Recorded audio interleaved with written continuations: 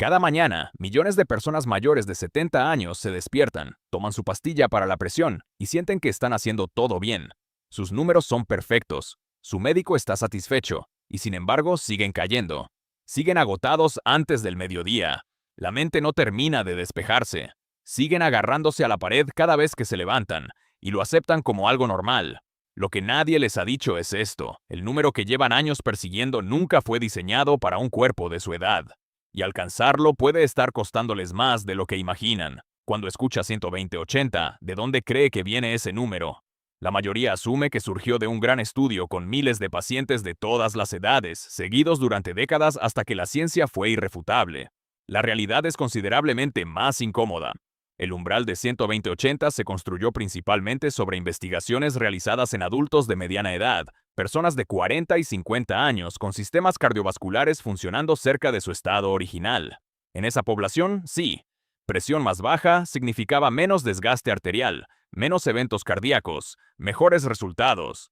Esa investigación era sólida para ese grupo. El problema vino después. La medicina tomó esos hallazgos y generalizó. El 120-80 se convirtió en el número universal, aplicado a un paciente de 80 años exactamente igual que a uno de 45. Y durante décadas, la pregunta que nadie formuló en voz alta fue esta: ¿y si el cuerpo que envejece no solo necesita un objetivo más bajo, sino uno completamente diferente?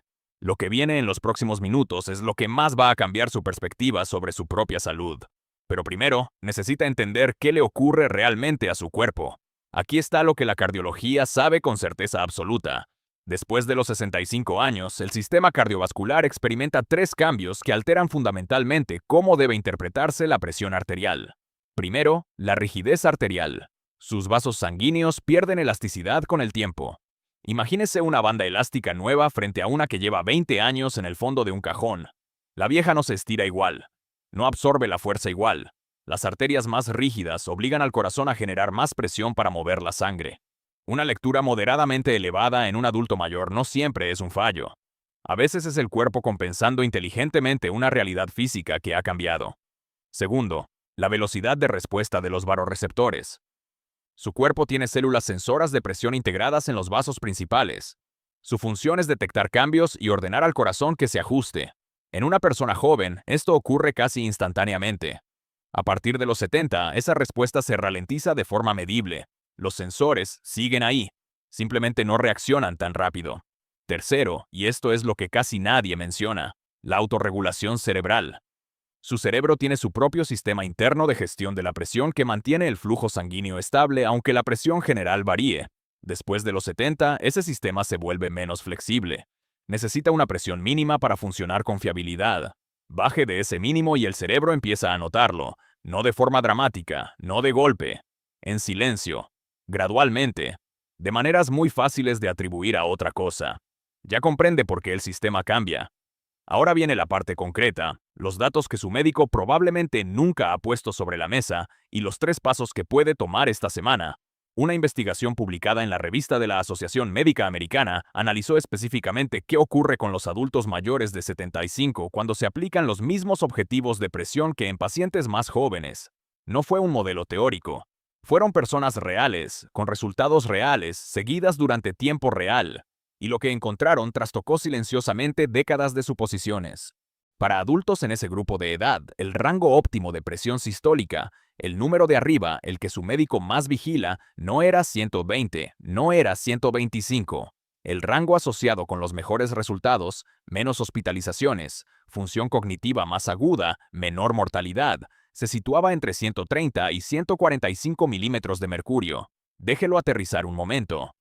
El rango en el que los adultos mayores realmente funcionaban mejor era más alto que el objetivo estándar hacia el que la mayoría está siendo tratada.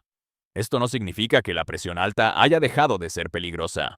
Una lectura sistólica consistentemente por encima de 160 sigue teniendo un riesgo significativo y requiere tratamiento. Lo que esta investigación revela es algo más específico. Existe un límite inferior, un suelo, por debajo del cual un sistema cardiovascular envejecido comienza a luchar, no a prosperar. Para adultos entre 65 y 74 años, la evidencia apunta a un rango objetivo de 130 a 140 sistólica. Entre 75 y 84 años, 135 a 145, y para personas de 85 o más, o cualquiera cuya salud se haya vuelto más frágil, el rango apropiado puede extenderse hasta 140 a 150 sistólica. No son cifras inventadas, reflejan hacia dónde se ha movido la evidencia durante casi una década. La pregunta es si esa evidencia ha llegado a la sala donde usted y su médico tienen su conversación anual. Ahora viene lo que casi nadie conecta: el riesgo oculto que convierte este error de prescripción en algo potencialmente irreversible. Los adultos mayores de 75 tratados agresivamente hacia objetivos por debajo de 120 enfrentan un riesgo 28% mayor de caídas graves y fracturas. No es una nota estadística marginal, es una elevación clínicamente significativa del riesgo. Y quiero que entienda lo que significa una caída grave en esta población. No es un tropiezo, no es un moretón. Una caída grave a los 78 años puede significar una cadera fracturada, cirugía de emergencia, semanas de hospitalización seguidas de meses de rehabilitación, si es que hay recuperación. Para una proporción significativa de adultos mayores, una caída importante no es un incidente aislado. Es el evento que inicia una cascada de la que nunca regresan del todo. La caída no ocurre en el consultorio. Ocurre en casa, en los momentos ordinarios de un día ordinario.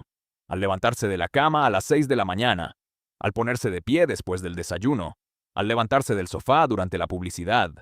En cada uno de esos momentos, la presión arterial cae brevemente mientras el cuerpo redistribuye la circulación contra la gravedad. En un adulto mayor bien medicado cuya presión base ya está baja, esa caída breve puede ser suficiente. El incidente queda registrado como una caída mecánica, un resbalón, un accidente. La conexión con la medicación nunca se establece. La dosis nunca se reconsidera, y el paciente continúa tomando la pastilla que, en un sentido fisiológico muy directo, está haciendo su mundo menos estable. Aquí es donde entra el protocolo práctico, porque esta información no sirve de nada si no se traduce en acción. Primero, haga la prueba de presión ortostática en casa. Lo único que necesita es un tensiómetro de muñeca y una silla. Siéntese en silencio durante 5 minutos completos. Sin teléfono, sin conversación. Deje que su circulación se estabilice. Tome su presión sentado y anote el número de arriba, la sistólica. Luego levántese como lo haría normalmente en un día ordinario, no despacio ni con cuidado especial. Tome su presión nuevamente en cuanto esté de pie, en los primeros 60 segundos. Compare las dos lecturas.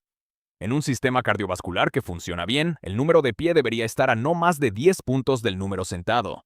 Si su sistólica cae más de 20 puntos al ponerse de pie, eso tiene nombre: hipotensión ortostática.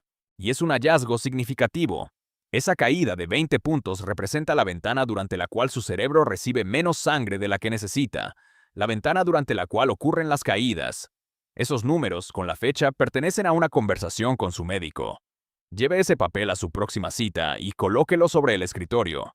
Segundo, llegue a esa cita con preguntas específicas, no con descripciones vagas.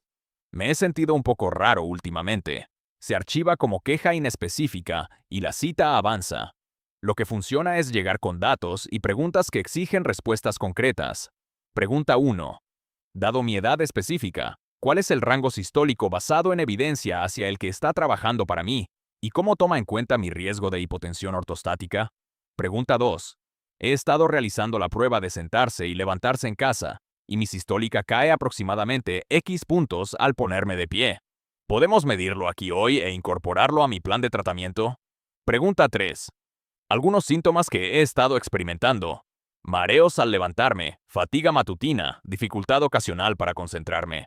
¿Podrían ser compatibles con una presión arterial que esté corriendo más baja de lo óptimo para mi edad? Tercero, sepa cuáles son sus rangos objetivos reales.